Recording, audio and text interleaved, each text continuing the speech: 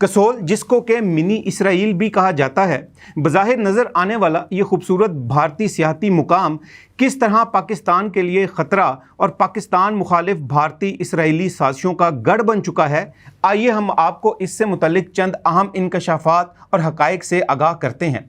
कसोल भारतीय रियासत हिमाचल प्रदेश में वाक़या है। 1990 की दिहाई के आखिर में जब भारतीय हुकूमत ने हिमाचल प्रदेश के कुछ इलाकों को गैर मुल्की सियाहों के लिए खोला तो इसराइली शहरियों ने हिमाचल प्रदेश के इस इलाके कसोल का बड़ी तादाद में रुख किया। हर साल सैकड़ों की तादाद में इसराइली शहरी इस जगह का दौरा करते हैं। एक अंदाजे के मुताबिक हर साल कसोल का दौरा करने वाले इन इसराइलियों की तादाद 1000 से भी ज़्यादा है और ये इसराइली शहरी इस जगह पर चंद माह क़याम के अलावा कई माह या कई साल तक भी क़याम करते हैं और कुछ ने तो यहाँ मुस्तकिल सुकूनत इख्तियार करने के बाद अपने कारोबारी इदारे भी कायम कर लिए हैं। यही वजह है कि इस भारतीय इलाके कसोल को अब मिनी इसराइल भी कहा जाता है, जिसमें आपको जगह जगह इसराइली ज़ुबान यानी अबरानी में साइन बोर्ड्स और दीगर इसराइली रवायती चीज़ें बड़ी तादाद में देखने और सुनने को मिलती हैं। हैरानकुन बात यह है कि इस भारतीय इलाके कसोल का रुख करने वाले इन इसराइली शहरियों में से ज़्यादातर वो अफराद होते हैं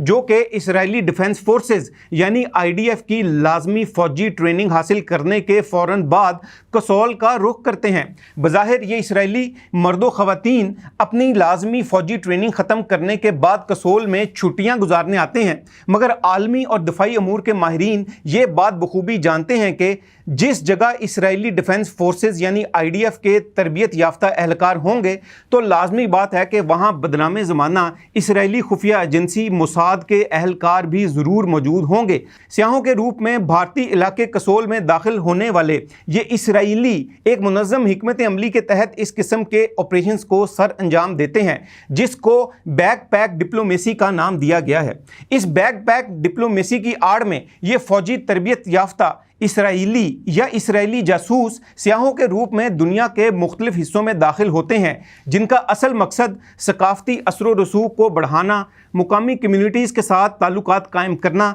हसास मालूमात इकट्ठी करना और स्ट्रेटेजिक मुकामात पर इसराइलियों की मौजूदगी को मजबूत बनाना होता है। ये हिकमत अमली ख़ास तौर पर उन इलाकों में अपनाई जाती है जो जुग्राफियाई लिहाज से हसास हों, जैसा कि कसोल जो कि आज़ाद कश्मीर से सिर्फ चंद 100 किलोमीटर के फासले पर वाक़या है।